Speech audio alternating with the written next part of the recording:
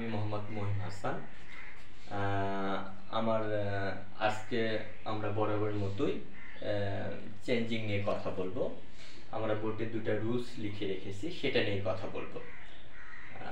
দেখেন, রুলস নম্বর 10 লেখা আছে, অ্যাপসন যুক্ত অ্যাপোনেটিক্স বাক্যকে নেগেটিভ করতে হলে নসনাল হ্যাড ডট ডট দেন ব্যবহার করে নেগেটিভ করতে হয়।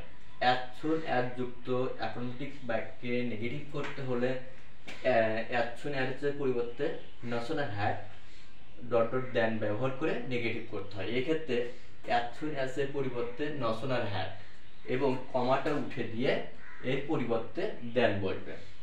নসনাল হ্যাড যুক্ত অংশের ভার্বটি অবশ্যই পাস্ট পার্টিসিপল হবে। আমরা এখানে উদাহরণ লিখে রেখেছি অ্যাপোনেটিক সেন্টেন্স থেকে নেগেটিভ করার জন্য। অ্যাজ কেন? As soon as he came here I meet him. দেখেন, এই অ্যাজ সুন অ্যাজ এর পরিবর্তে আমরা বসাবো নসনাল হ্যাড। এরপরে সাবজেক্ট যা আছে তাই, এটা যেহেতু ভার্বের পাস্ট পার্টিসিপল হবে তাহলে কাম কেম কাম হবে। এরপরে হি কাম হিয়ার, এরপরে এই কমাটা উঠে দিয়ে আমাদের কি বসাতে হবে? দেন বসাতে হবে। Then I meet him. এইভাবে আমরা অ্যাকশন অ্যাড যুক্ত সেন্টেন্স যদি থাকে সেটাকে আমরা নেগেটিভ করতে পারি। এরপরে আসেন যে অ্যাসার্টিভ সেন্টেন্সকে ইন্টারগেটিভ করার জন্য আমরা এই রুলসটা ব্যবহার করতে পারি যে এভরিবডি কোনো সেন্টেন্সের ভেতরে যদি এভরিবডি, এভরিওয়ান, অল থাকে, এর পরিবর্তে টেন্স অনুযায়ী হু প্লাস ডাজ নট বা ডিড নট ব্যবহার করে ইন্টারগেটিভ করতে পারি। আমরা বোর্ডে দুটো সেন্টেন্স লিখে রেখেছি, সেটাই দেখাবো। অ্যাসার্টিভ সেন্টেন্স আছে এভরিবডি নো হিম।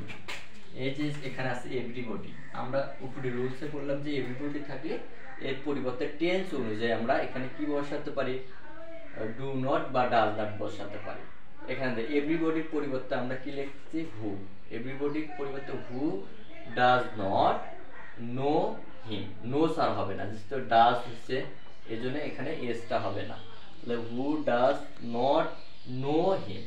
এরপরে সেন্টেন্সের ভেতরে যদি ওয়াল থাকে, ওয়াল লাভ হিয়ার, তাহলে এই ওয়ালের পরিবর্তেও আমরা কি বসতে পারি? টেন্স অনুযায়ী হু প্লাস ডাজ নট বা ডিড নট ব্যবহার করে আমরা কি করতে পারি? ইন্টারগেটিভ করতে পারি। তাহলে দেখো, এখানে যে ওয়ালের পরিবর্তে আমরা হু লিখলাম, আর এরপরে আমাদের কি লিখতে হবে? টেন্স অনুযায়ী এখানে ডিড নট হবে, ডিড নট লাভ আর হবে না, লাভ আমরা বলছিলাম যে ভার্বের সবসময় পাস্ট পার্টিসিপল হবে, এই জন্য লাভ হবে। এরপরে হার, তাহলে সেন্টেন্সটা দাঁড়াবে হু ডিড নট লাভ হার। এখানে প্রশ্নবোধক চিহ্ন দেওয়া হলো, যেহেতু এটা ইন্টারগেটিভ সেন্টেন্স এই জন্য এটা প্রশ্নবোধক চিহ্ন দেওয়া হয়েছে। এই উপরেরটাও যেহেতু ইন্টারগেটিভ, এখানেও প্রশ্নবোধক চিহ্ন দিতে হবে। আমরা এইভাবে চেঞ্জিং এর যাবতীয় রুলসগুলো শিখতে পারি এবং বাড়িতে বেশি বেশি করে চর্চা করতে পারি। আর অবশ্যই আমার ক্লাসটা কেমন হয়েছে তা কমেন্ট বক্সে লিখে জানাবে। আমার চ্যানেলের নাম অনলাইন লাইভ ক্লাস বিটি। অবশ্যই এই চ্যানেলটা তোমার সাবস্ক্রাইব করে পাশে থাকবে। সবাইকে অসংখ্য ধন্যবাদ।